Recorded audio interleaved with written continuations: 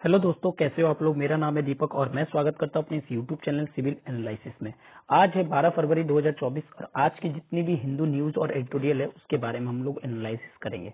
तो चलिए स्टार्ट करते हैं हमारी टॉपिक को। सबसे पहले अगर मैं बात करूं कि हमारे आज कंटेक्स्ट क्या क्या होने वाले हैं, ये सारे हमारी टॉपिक है और इन सब पे हम लोग बात करने वाले हैं। जिसमें जैसे कि दो आपके स्टार्टिंग के एडिटोरियल, जिसमें एक आपके स्ट्रेटेजिक पार्टनरशिप बता रहा है कि किस तरीके से हम लोग गल्फ स्टेट की तरफ यानी कि गल्फ कंट्रीज की तरफ किस तरीके से हम लोग अपने कदम को आगे बढ़ा सकते हैं और किस तरीके से जो अभी इस टाइम पे मोदी जी की जो विजिट होने वाली है उसके ऊपर यहाँ पे बात होने वाली है। और दूसरा आपका प्रिजनर डेथ पेनल्टी के ऊपर आपके यहाँ पे एक आर्टिकल छपा है, बहुत अच्छा आर्टिकल है, इसके बारे में डिस्कस करेंगे। ठीक है, और ये हमारे कुछ वन लाइनर और अच्छे न्यूज भी हैं जिसके बारे में हम लोग डिस्कस कर लेंगे। तो चलिए स्टार्ट करते हैं। सबसे पहला अगर आर्टिकल की बात करें, यहाँ पे हमारे क्या बताया जा रहा है, privilege strategic partner without gulf, यानी कि अगर हम लोग स्ट्रेटेजिक पार्टनरशिप किसी के साथ अगर बनाना चाहते हैं तो कहीं ना कहीं हमें पता है कि हमारे जो गल्फ कंट्री है उनके साथ हमें कहीं ना कहीं रिलेशन को अच्छा करना पड़ेगा। क्योंकि अगर आप देखिए इंडियन ओशियन है इस तरफ और आपके बे ऑफ बंगाल इस तरफ, अगर हम देखें तो इस तरफ चाइना की प्रेजेंस किस तरह से बढ़ती जा रही है। अगर हमने अभी भी अगर अपने गल्फ कंट्रीज की तरफ ध्यान नहीं दिया या फिर हमारे पड़ोसी कंट्रीज की तरफ ध्यान नहीं दिया तो कहीं ना कहीं आगे जाके हमें प्रॉब्लम फेस करनी पड़ सकती है। अब क्या बात की जा रही है इस आर्टिकल में, इसके बारे में डिस्कस कर लेते हैं। हमारे प्राइम मिनिस्टर है वो अभी क्या होने वाले हैं, यहाँ से विजिट करने वाले यूनाइटेड अरब अमीरेट यानी कि यूएई में जाने वाले। कब की ट्रिप है इनकी? 13 से 14 फरवरी यानी कि 13 और 14 फरवरी 2024 में ये क्या होंगे, वहां पे जाएंगे। और इनका जो मेन मकसद है वहां पे क्या करना, इनोग्रेशन करना। किस चीज का? एक हिंदू टेम्पल बनाया जा रहा है जिसका नाम है बोच सनवासी श्री अक्षर पुरुषोत्तम स्वामीनारायण संस्था इन आबू धाबी में। कहां बनाया जा रहा है इसका याद रखना जरूरी है, आबू धाबी में। ठीक है, ये इंपॉर्टेंट है। तो इसको इनोग्रेशन वहां पे कहीं ना कहीं करेंगे। और अगर हम बात करें आबू धाबी में इस टेम्पल की, तो इस टेम्पल के लिए लैंड जो प्रोवाइड किया है इसके गवर्नमेंट ने प्रोवाइड किया और यहाँ पे करीब 6 से 7 हजार वर्कर्स कहीं ना कहीं इकट्ठे होने वाले इस चीज के लिए। ठीक है, अगर हम बात करें जो मोदी जी की जो 7th विजिट है यूएई में, कब से? 2015 से, जब से वो पावर में आए हैं उसके बाद से अगर देखा जाए तो कहीं ना कहीं हमारे लिए यूएई एक स्ट्रेटेजिक पार्टनरशिप के रूप में दिख रहा है, जिसमें हमारे जो प्राइम मिनिस्टर है सबसे ज्यादा यानी कि 7th टाइम जो है विजिट कर चुके हैं 2015 से। और तीसरी जो है अगर हम बात करें लास्ट 8 मंथ की जो तीसरी सबसे बड़ी विजिट है। ठीक है, इससे पहले भी गए थे 2-3 बार, तो इसीलिए जो लास्ट 8 मंथ की अगर हम बात करें तो वहां से ये तीसरी बार जो है जा रहे हैं। इंडिया की जो रिलेशनशिप है यूएई के साथ वो कहीं ना कहीं बहुत अच्छी तरह से चल रहा है और यहाँ पे जो बायलैटरल रिलेशन है न्यू दिल्ली के साथ वो कहीं ना कहीं प्रोमिनेंटली बढ़ते हुए नजर आ रहा है। अगर हम बात करें यूएई जो है हमारे लिए इंडिया के लिए एक स्ट्रेटेजिक पार्टनर के रूप में, लेकिन अगर हम बात करें one of the most important linking India's engagement in gulf region, क्योंकि अगर स्ट्रेटेजिक पार्टनर है तो कहीं ना कहीं गल्फ रीजन में यानी कि जो इस्लामिक कंट्रीज है, ठीक है, तो उनके साथ कहीं ना कहीं रिलेशनशिप को स्टैब्लिश करने में यूएई कहीं ना कहीं हमें योगदान दे सकता है। अगर हम प्रेसिडेंट की बात करें, इनके प्रेसिडेंट जो शेख मोहम्मद बिन जैद है उनके साथ भी काफी अच्छा रिलेशन है। और जो जो हमारी ये जो टेम्पल है ये बनाई जा रही है 27 एकड़ में, जिसके लिए डोनेट किया है यूएई के प्रेसिडेंट ने।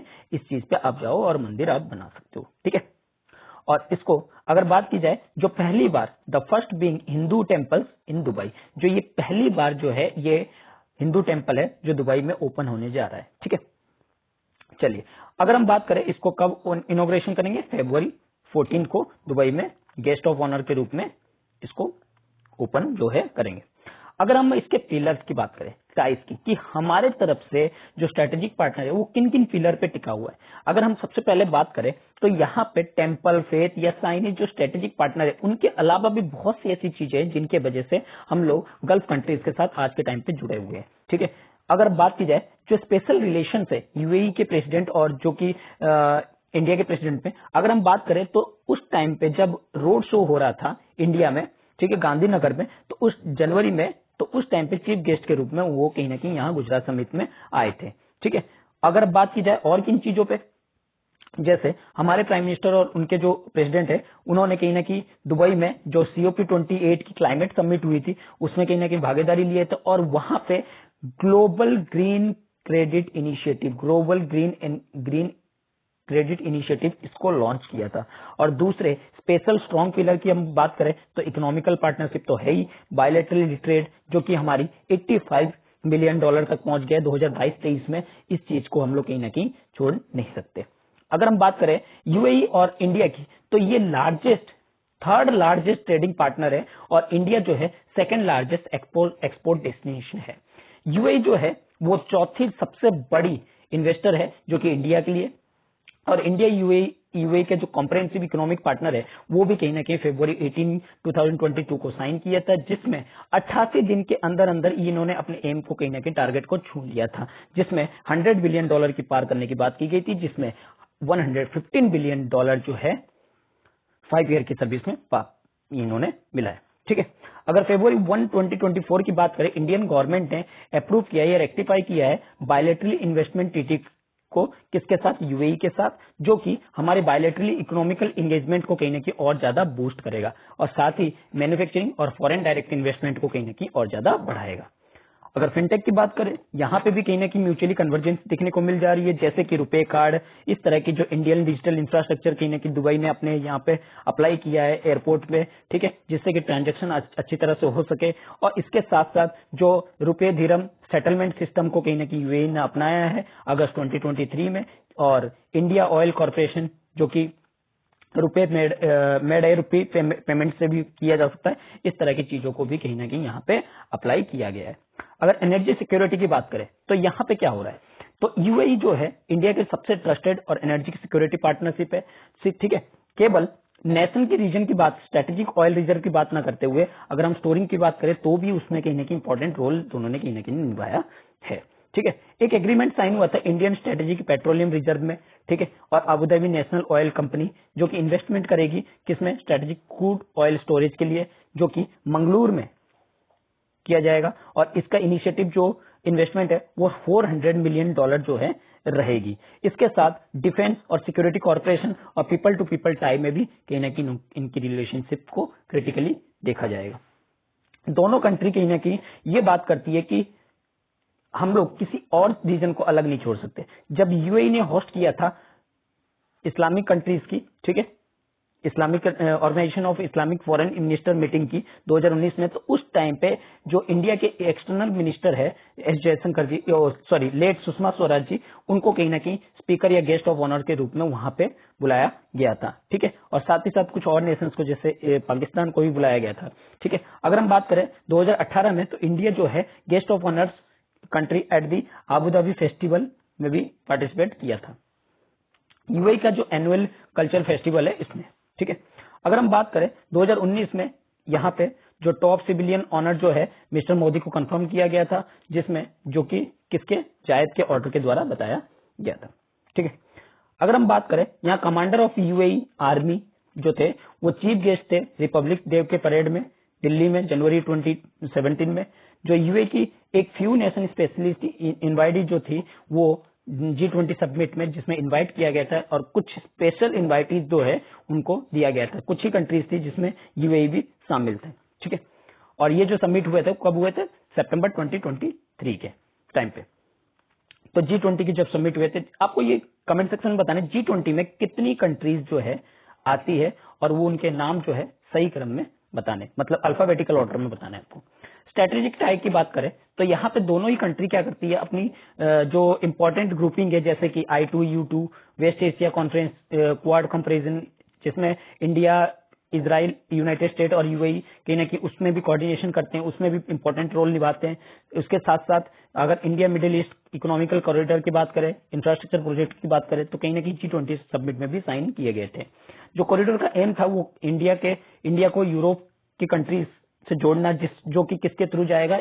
आपके अरेबियन पेनिनसुला के थ्रू जो है कनेक्ट होकर आपके यूरोप कंट्री तक पहुंचेगा, और जो कि एक राइवलरी के तौर पे देखा जा रहा था किसका? चाइना बेल्ट रोड इनिशिएटिव को। अगर हम बात करें विजिट जो है वो कहीं ना कहीं लगातार होने से कहीं ना कहीं इसमें थोड़ी सी इन्वॉल्वमेंट होती है, और उस एरिया में भी इम्पैक्ट पड़ता है कि किस तरह से दोनों लीडर्स जो है वो अपने क्रिटिकल इश्यूज वगैरह को किस तरह से टैकल कर रहे हैं। तो ये सारी चीजों को कहीं ना कहीं इसमें बताया गया है। चलिए अगले न्यूज की बात करते हैं। अगला न्यूज है 2023 saw the most prisoner on death row in nearly 2 decade. देखिए क्या बताया जा रहा है। अगर हम बात करें 2023 की, हाई कोर्ट ने कहीं ना कहीं कंफर्म किया है डेथ सेंटेंस को, और उसमें 1% प्रिजन जो कि डिसीजन हो चुके हैं उनको कहीं ना कहीं डेथ करने की बात की गई, मतलब डेथ सेंटेंस देने की बात की गई। ये जो है लोएस्ट कंफर्म रेट है, कब से अगर बात की जाए 2000 से, ठीक है। जो कंफर्मेशन है वो कहीं ना कहीं कर्नाटक हाई कोर्ट से आया है कि जो मर्डर होनी चाहिए, जो मर्डर दो तरह से डिवाइड की गई है सिंप्लिसिटी केस में। अगर इंटेंशन के तौर पे अगर कोई क्रिमिनल इंटेंशन के रूप में किल करता है कोई पर्सन को, तो मर्डर सिंप्लिसिटर कहा गया है। और दूसरी कैटेगरी जो है वो कहा गया एक्सीडेंटल मर्डर। कहीं ना कहीं हमें इन दोनों को, एक्सीडेंटल मर्डर प्लस जो आपके मर्डर सिंप्लिसिटर को, दोनों को कहीं ना कहीं बांटना चाहिए, और उनके बिहाफ पे हमें क्या करना चाहिए, डेथ पेनल्टी वगैरह जो है देना चाहिए। अगर मान लीजिए कोई गलती से मर्डर होता है, गलती से इन द सेंस कोई महिला है, महिला हो या पुरुष हो, रेप का अटेम्प्ट होता है और वो उनके हाथों से किसी का मर्डर हो जाता है, तो इसके ऊपर क्या होनी चाहिए, ठीक तरीके से जांच होनी चाहिए। और जांच होने के बाद तब जाके इसको देखा जाना चाहिए कि मर्डर सिंप्लिसिटर यानी कि इंटेंशन के थ्रू किया गया है या फिर आपके एक्सीडेंटल मर्डर है। ये नहीं कि आप एक्सीडेंटल मर्डर को भी आप पूरी तरीके से इंटेंशन मर्डर के रूप में जान लो, ठीक है। तो ये बात की जा रही है। तो यहाँ पे बताया जा रहा है कि यहाँ पे कुछ डेथ पेनल्टीज जो इंडिया की है उसको कहीं ना कहीं आइडेंटिफाई करनी चाहिए। अगर एनुअल स्टैटिस्टिक रिपोर्ट 2023 की रिपोर्ट की देखें तो यहाँ पे प्रोजेक्ट 39A को रिलीज किया गया है, और यहाँ पे कौन रिलीज किया है इसको, national law of university Delhi ने इसको लॉन्च किया है, जिसमें ये बताया गया जो डेथ सेंटेंस है उसमें 45% जो प्रिजनर है वो कमिटेड। कमिटेड का मतलब क्या है कि आपको अगर मान लो डेथ सेंटेंस का पेनल्टी दिया गया है तो उसको कम्यूट करके क्या किया गया, आपको रिग्रेस प्रिजनमेंट की या फिर आपको प्रिजनमेंट की 14 साल 12 साल जो भी है वो दे दिया गया है, ठीक है। मतलब उसकी जो लेवल है उसको कम कर दिया गया है। तो इसके बारे में बताया जा रहा है, जिससे equal share of prisoner were quitted, ठीक है, जिससे कि बहुत सारे जो प्रिजनर है वो कहीं ना कहीं छोड़े गए। अगर बात की जाए 6% जो है रिमांडेड ट्रायल कोर्ट, अभी भी कुछ 6% जो है वो भी रिमांडेड में है, यानी कि ट्रायल कोर्ट में अभी भी उनके चक्कर लग रहे हैं। अगर हम rate of disposal death penalty की बात करें, कंफर्मेशन प्रोसीडिंग जो है हाई कोर्ट में वो कहीं ना कहीं 15% तक इंक्रीज हुआ है 2023 तक। अगर लास्ट ईयर की बात की जाए तो 57 डेथ पेनल्टी केस जो है डिस्पोज किया गया है किसके 2022 के मुकाबले। ये जो डिक्लाइन है वो कहीं ना कहीं दिखाती है कि कितने हाई नंबर ऑफ प्रिजनर जो है वो डेथ रो में अभी भी हमारे कंट्री में थे। जो रिपोर्ट है वो ये बताती है 120 डेथ सेंटेंस जो है इम्प्रिजन किए गए किसके द्वारा, सिर्फ ट्रायल कोर्ट के द्वारा, और जहां पे 561 यानी कि 561 प्रिजनर जो डेथ रो है वो एंड किए गए दिसंबर 2023 को, यानी कि इतने चीजों को कहीं ना कहीं डिस्पोज करने की बात की जा रही है, जो highest number in nearly 2 decade बताया जा रहा है, और जो सेकंड हाईएस्ट है कब से, 2000 ईस्वी से, ठीक है। अगर हम बात करें नेशनल क्राइम रिपोर्ट ब्यूरो की, जिसमें प्रिजनर स्टैटिस्टिक रिपोर्ट ये चीज दर्शाता है कि जो नंबर ऑफ प्रिजनर है वो डेथ रो में दिसंबर की अगर बात की जाए दिसंबर 31 में, तो हर साल कहीं ना कहीं दिसंबर 31 में हर साल कहीं ना कहीं कुछ ना कुछ डेथ पेनल्टी के रूप में लोग खड़े रहते हैं। जो नंबर ऑफ प्रिजनर है death row end of 23 increase किया गया कितना, 40%, जो कि कंपेयर किया जा रहा है 2016 से, यानी कि 2016 के मुकाबले 40% जो है दिसंबर 2023 में इंक्रीज हुआ है। अगर लास्ट ईयर की बात की जाए, सुप्रीम कोर्ट ने ये कहीं ना कहीं कंफर्म नहीं किया है कि कोई भी डेथ सेंटेंस जो है सेकेंड टाइम सिंस मतलब दिया गया है 2021 के बाद, मतलब ज्यादा इतना ज्यादा नहीं दिया गया है। अगर बात करें डेथ पेनल्टी कंफर्म किया गया each year of the Supreme Court as admin trend, ये देखा गया है कि पास्ट के रिसेंट ईयर में जो सबसे ज्यादा जो डेथ पेनल्टी है वो ट्रायल कोर्ट में दिया गया 2023 में, जिसमें इन्वॉल्व है क्राइम कौन से, सेक्सुअली ऑफेंस वाले जो क्राइम है वो ज्यादातर इन्वॉल्व है, जिसमें 120 सेंटेंस जो है डेथ सेंटेंस बताया गया, ठीक है। अगर हम बात करें मेजर मोर देन 50% वे क्राइम जो है वो इन्वॉल्व है होमिसाइडल रेप में, ठीक है। और साथ ही साथ जो ट्रायल कोर्ट है, ये होमिसाइडल रेप क्या होता है ये आपको कमेंट सेक्शन में बताना है। होमिसाइडल रेप ये किस तरह की रेप होती है ये आपको कमेंट सेक्शन में बताना है। चलिए बात करते हैं trial court impose death sentence 87% of case in the absence of any information, यानी कि कोई भी इंफॉर्मेशन ना होने के कारण से उस कैदी के ऊपर कोई भी किसी मतलब जो भी एक्यूज होती है, जो भी एक्यूज होते हैं या होती है, तो उनके उनके पास कोई भी ठोस सबूत ना होने के बाद तो कभी कभी क्या होता है कि प्रिजनर छूट जाता है। लेकिन जब ठोस सबूत हो और कोई रिस्पॉन्स ही ना हो तो वो क्या हो जाता है, फंस जाता है। और उस चीज में क्या हो जाता है, क्योंकि अगर उस केस में क्या हो जाता है, उसको डेथ पेनल्टी मिल जाती है। ठीक है, यहाँ पे एक केस की बात की जाए, सुप्रीम कोर्ट की एक वर्डिक्ट की बात की जा रही है, जिसमें Manoj versus state of Madhya Pradesh 2022 की बात की जा रही है, जिसमें ये रिक्वायर था कि जो ट्रायल कोर्ट है वो प्रोएक्टिवली क्या करेगा, उस सारी चीजों को, सर्कमस्टेंस को मेजर करेगा और उसके बाद उस चीज को क्या करेगा, डेथ पेनल्टी के लिए देगा। यानी कि सही तरीके से जब तक जांच नहीं होगी तो आप किसी चीज को डेथ पेनल्टी कैसे दे सकते हो, इस चीज की यहाँ पे बात हो रही है। अगर हम बात की जाए 2023 की, द सुप्रीम कोर्ट ने क्या किया है, 6 डेथ पेनल्टी को एक्यूटेड किया है, जिसमें 5 केसेस था और remanded 2 cases involve in 2 prisoner in trial court, जो कि प्रिजनर ट्रायल कोर्ट में 2 प्रिजनर को इन्वॉल्व किया गया। ठीक है, तो ये सारी चीजें बताया जा रहा है और इसमें इतना कोई खास है नहीं। ठीक है, जितना मैंने बताना था वो आपको बता दिया। और इसमें आपके कुछ जैसे बिल्स के बारे में बताया गया जो कि प्रेसिडेंट के एसेंट मिले हैं, जो कि आपके भारतीय न्याय संहिता बिल है, इंडियन पेनल कोड को किस तरह से चेंज किया, उसमें किस तरह से जो ऑफेंस है उसको इंक्रीज किया गया, पहले वो 12 थे और फिर उसको इंक्रीज करके 18 कर दिया गया है। और किस तरीके से जो चाइना है सबसे ज्यादा डेथ पेनल्टी अगर कोई दे रहा है तो कौन दे रहा है, वो चाइना दे रहा है। और जिसमें और ये डाटा जो है बताया जा रहा है, आप देख सकते हैं ग्राफ में भी। ठीक है, तो सबसे ज्यादा डेथ पेनल्टी जो है कौन देता है, चाइना दे रहा है। ठीक है, चलिए आगे बढ़ते हैं, अगले आर्टिकल की तरफ बढ़ते हैं।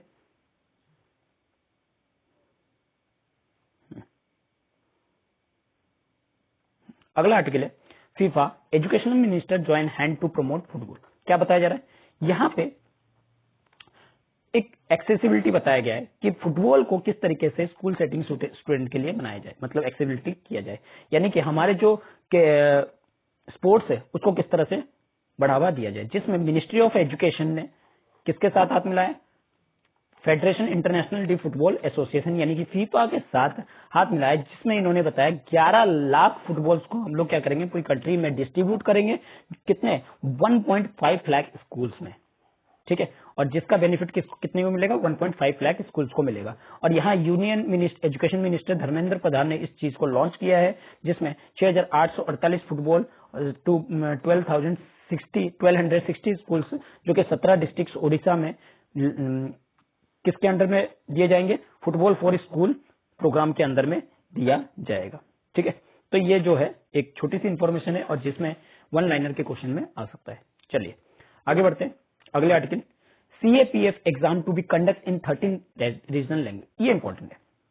अब देखिए ये क्या है, देखिए एग्जाम जो है वो आज के टाइम पे अगर देखा जाए, अगर रीजनल लैंग्वेज में ना हो, क्योंकि बहुत सारे ऐसे स्टूडेंट्स होते हैं जो कि पिछड़े हुए जाति से आते हैं या फिर ट्राइबल ग्रुप से आते हैं, और उनकी लैंग्वेज जो होती है वो जरूरी नहीं है कि इंग्लिश होगी या हिंदी होगी। तो उस वजह से क्या देखा गया है कि यहाँ पे जो CAPF की यानी कि सेंट्रल आर्म पुलिस फोर्स जो है, जैसे कि CRPF हो गया, BSF हो गया, CIS है, वो कहीं ना कहीं अपनी जो लैंग्वेज है वो 13 लैंग्वेज में एग्जाम जो है कंडक्ट कराएगी, हिंदी और इंग्लिश के अलावा। ठीक है, और जो एग्जामिनेशन है अभी कंडक्ट हो रही है, जिसमें 10 फरवरी टू मार्च 7 में, जिसमें 48 लाख कैंडिडेट ने कहीं ना कहीं अपेयर हुए 128 सिटीज अक्रॉस द कंट्री में। और वहां पे इस चीज को बताया गया है, इस चीज को ध्यान में रखा गया है कि हम जो है इनके लिए असमीज, बंगाली, गुजराती, मराठी, मलयालम, कन्नड़, तमिल, तेलुगु, उड़िया, उर्दू, पंजाबी, मणिपुरी और कोंकणी लैंग्वेज में कहीं ना कहीं एग्जाम जो है कंडक्ट करवाएंगे।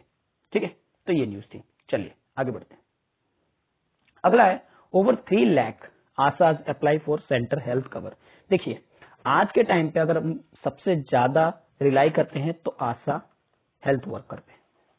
ठीक है, चाहे वो गांव की छोटी मोटी बीमारियां हो, चाहे वो प्रेग्नेंट वुमेन की एक्सेसिबिलिटी हो, तो इन सभी चीजों में कहीं ना कहीं आशा वर्कर की काफी इंपॉर्टेंस रहती है। तो इन आशा वर्कर को क्या किया गया, जो प्रधानमंत्री जन आरोग्य योजना है उसमें 3 लाख जो है आशा वर्कर ने अप्लाई किए, क्योंकि इसमें अगर हम बात की जाए तो 5 लाख तक की हेल्थ कवरेज मिल जाती है पुअर लोगों को और जो वल्नरेबल फैमिली है उनको। ठीक है। तो इस वजह से लगभग 3 लाख आशाज ने अप्लाई किया फॉर सेंटर हेल्थ कवर के लिए। तो देख लेते हैं कॉन्टेक्स्ट को क्या कह रहा है। सेंट्रल गवर्नमेंट ने यह अनाउंस किया है कि डिसीजन जिसमें कि अक्रेडेंशियल सोशल हेल्थ एक्टिविस्ट यानी कि आशाज और आंगनवाड़ी वर्कर को हेल्प किया जाएगा किसके अंडर में, Ayushman Bharat free public health cover scheme के अंदर। यहाँ पे हेल्थ मिनिस्टर ने यहाँ पे आधार डिटेल जो है वो रिसीव किया है, कितने, लगभग 23 लाख आंगनवाड़ी वर्कर की और हेल्पर्स की और 3 लाख आशा वर्कर्स की अलग अलग स्टेट से। जो गवर्नमेंट का एम है, उनका एम क्या है कि यहाँ पे उनके जो कार्ड्स वगैरह है रेडी करना, जो कि इस मंथ के एंड तक हो जाएगा और उनको कहीं ना कहीं इस स्कीम का फायदा मिलेगा कब से, March 1 ऑफ दिस ईयर। ठीक है। अगर हम आयुष्मान भारत प्रधानमंत्री जन आरोग्य योजना की बात करें तो इसमें हेल्थ कवरेज मिल जाता है 5 लाख रुपीस तक का।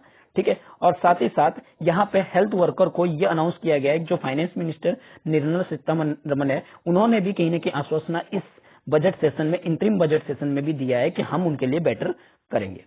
अगर मिनिस्ट्री की बात की जाए, जो आशा प्रोग्राम है वो कहीं ना कहीं की कंपोनेंट काम करता है कम्युनिटी प्रोसेस में, जिससे कि जो लगातार इवॉल्व हो रहा है और लास्ट डिके से कहीं ना कहीं ये बढ़ते हुए जा रहा है। जो इनका काम क्या है, फैसिलिटेटर का काम करना, मोबिलाइजर का काम करना, या कम्युनिटी लेवल पे इनको कहीं ना कहीं प्रोवाइड करना आशा को, जिससे कि वो इमर्ज होके आ सके किस लाइन में, आपके एक हेल्थ मिशन और ग्रुप, जिससे कि लोगों में यहाँ पे क्या हो, कम्युनिटीज में जो उनके प्रति विश्वास है वो बढ़ता जाए और हेल्थ के ऊपर क्या होता है ध्यान आता रहे। ठीक है। अगर आशाज की बात की जाए, जो यहाँ क्रिटिकल कम्युनिटी प्लेटफॉर्म है, ठीक है, लीगल हेल्थ, विलेज हेल्थ और सैनिटेशन कम्युनिटीज के लिए, और आपके महिला आरोग्य समिति, कम्युनिटी बेस्ड प्लानिंग या monitor under national health mission, इन सब में कहीं ना कहीं इन्होंने, आशा ने एक क्रिटिकल रोल जो है, कंपोनेंट जो है निभाया, भूमिका निभाई है। ठीक है। तो ये सारी चीजों को कहीं ना कहीं यहाँ पे बताया जा रहा है। और अगर हम बात की जाए यहाँ पे आशाज की, तो लगभग कंट्री ने 9.83 लाख आशाज जो पोजीशन है वो against target 10.3 lakh across 35 states में कहीं ना कहीं और यूटीज में इंक्लूड किया है, जो कि वर्ल्ड की लार्जेस्ट कम्युनिटी वॉलंटियर प्रोग्राम जो है इंडिया में चलाया जा रहा है। तो ये सारी चीजों को बताया गया। तो आपको यहाँ पे क्या स्टडी करनी है, प्रधानमंत्री जन आरोग्य, आयुष्मान भारत प्रधानमंत्री जन आरोग्य PMJ के बारे में आपको पूरा कॉन्टेक्स्ट में पढ़ना है। ठीक है। चलिए आगे बढ़ते हैं। Fresh probe on to harvesting of organ from brain dead man. देखिए क्या बताया जा रहा है यहाँ पे, एक जो है ब्रेन डेड मैन है, उसके ऑर्गन को ट्रांसप्लांट किया गया एक जगह से दूसरी जगह तक। ये कब की बात है, 2018 की बात है, जिसमें कुछ प्रॉब्लम्स आई और उस प्रॉब्लम्स को देखने के लिए, जांच करने के लिए एक कमेटी बिठाई गई। और उस कमेटी ने क्या किया, और ये किसके थ्रू बिठाएगी, जो वायलेशन हुआ तो किसके through, the transportation of human organ tissue act 1994, होटा एक्ट के थ्रू। ठीक है। और यहाँ पे कुछ कॉन्स्पिरेसी पाई गई थी, जिसमें कुछ डॉक्टर थे, कुछ फॉर्मर एम्प्लॉइज थे। ठीक है। इस तरह की, तो जो तमिलनाडु में हुआ था, और उसके लिए गवर्नमेंट ने एक क्या किया, कमेटी बिठाया था। तो उसकी रिपोर्ट तो पब्लिक की गई, लेकिन दोबारा क्या किया, उसमें जांच में कुछ गड़बड़ पाई गई, जिसमें कि गवर्नमेंट ने एक नई कमेटी बनाई, किसके अंडर में, थॉमस प्रभाकर के अंडर में, जो कि असिस्टेंट कमिश्नर पुलिस थे। ठीक है। होटा एक्ट के अंदर बनाया उन्होंने, और उसको कहीं ना कहीं अभी तक पब्लिक नहीं किया गया, या हेल्थ डिपार्टमेंट ने ये इस चीज को बताया है। ठीक है। और इंक्वायरी इसके ऊपर चल रही है कि क्या होगा क्या नहीं होगा, वो तो आगे की जो है बात पता लगी, होने के बाद पता लगे। तो आपको यहाँ पे होटा एक्ट के बारे में जो है पढ़ना है, होटा एक्ट 1994 कि इसमें कौन कौन सी चीजें जो है इन्वॉल्व है। ठीक है। बस चलिए आगे बढ़ते हैं। Great Indian bustard give Nandyal a miss this year too. देखिए क्या बताया जा रहा है, ग्रेट इंडियन बस्टर, जो कि सबसे ज्यादा अगर हम बात करें तो कच्छ रीजन में और आपके डेजर्ट नेशनल पार्क, या फिर आप कह सकते हैं रेगिस्तानी एरिया में जो है पाए जाते हैं। इनकी संख्या बहुत ही कम रह गई है, जिसलिए इसको क्रिटिकली एंडेंजर्ड जो है रेड लिस्ट में इंटरनेशनल IUCN के कंजर्व में रखा गया है। ठीक है। इनका वेट जो है लगभग 15 केजी के करीब होता है। तो क्या प्रॉब्लम हुई है कि जो ग्रेट इंडियन बस्टर्ड है वो कहीं ना कहीं मध्य प्रदेश के आंध्र प्रदेश के नंदयाल डिस्ट्रिक्ट, ठीक है, यानी कि wild life sanctuary Nandyal district में पाए जाते थे। लेकिन अब क्या हो गया, कुछ सालों से इनकी संख्या वैसे ही कम होती जा रही है और इनकी संख्या कम होने से ये वहां पे और दिख भी नहीं रहे, जिसके वजह से यहाँ पे जो रिसर्चर है उन्होंने बताया कि जो सर्वे कंडक्ट किए जाते थे जिसमें पहले हमें तो ग्रेट इंडियन बस्टर्ड दिखते थे, लेकिन आज के टाइम पे ये दिखना जो है बंद हो गया है। ठीक है। और ये जो है नागार्जुन सिरसासलम टाइगर रिजर्व के पास जो है सर्वे जो है रेगुलरली कंडक्ट किया जाता था, जहां पे बताया जाता है ये जो है आते थे और यहाँ पे रहते थे या फिर अपने खाना पीना खाते थे। तो इस तरह की जो चीजें चलती थी, लेकिन अब जो है कुछ डिकेड से, कुछ दशक से, कुछ ईयर से ये दिख नहीं रहे। अगर हम बात की जाए 140 से भी कम जो है वर्ल्ड वाइड रह गए, जिसमें अगर सबसे ज्यादा अगर हम बात करें तो सबसे ज्यादा ये कहाँ पाए जाते हैं, पोखरण राजस्थान में पाए जाते हैं, या फिर इनके जो आपके national park, desert national park, इन एरिया में जो है मिलते हैं। ठीक है। लेकिन और भी बहुत सारी जगह है जहाँ पे 1 से लेकर 6 के बीच में 1, 2, 3, 4, 5, 6 इस तरह की कुछ जीव जो है मतलब संख्या में दिखते हैं। लेकिन अगर सबसे ज्यादा बात की जाए तो पोखरण और आपके डेजर्ट, थार डेजर्ट की तरफ और डेजर्ट नेशनल पार्क की तरफ ये जो है दिखते हैं। अगर इनकी बात की जाए प्रॉब्लम क्या होती है इनके साथ, प्रॉब्लम ये होती है कि सबसे पहले तो इलेक्ट्रिक लाइन में, ठीक है, इलेक्ट्रिक लाइन होगी या फिर इनको किल किया जाता है। इलेक्ट्रिक लाइन तो नहीं, एक्चुअली इनको किल जो है पोचिंग वगैरह जो है ज्यादा किया जाता है, जिनकी वजह से इनकी संख्या क्या होगी, कम हो गई, या फिर दूसरे जो जीव होते हैं, ठीक है, तो उनके वजह से भी इनकी संख्या जो होती है लगातार क्या हो जाती है, कम होती जा रही है। इनकी अगर बात की जाए तो इंटरनेशनल फंड और हार्बर कंजर्वेशन आबू धाबी ने ये बताया था कि हम इनकी ब्रीडिंग के लिए अच्छा काम करेंगे और इनके एग्स को कलेक्ट करेंगे और आर्टिफिशियल हैचिंग्स वगैरह जो है कहीं ना कहीं हम लोग इस तरह की चीजों को बनाएंगे। तो ये सारी चीजें कहीं ना कहीं इनके ऊपर चलती रहती है, जिससे कि इनकी ब्रीडिंग को क्या किया जाए, ज्यादा से ज्यादा क्या किया जाए, बढ़ाया जाए। ठीक है। तो ये कुछ न्यूज थी इंपॉर्टेंट। आई होप कि आपको आज का जो आर्टिकल है वो अच्छा लगा होगा। अगर आर्टिकल अच्छा लगा है तो इसको लाइक कीजिए, अपने दोस्तों के साथ शेयर कीजिए और सब्सक्राइब करना ना भूलिए। Thank you.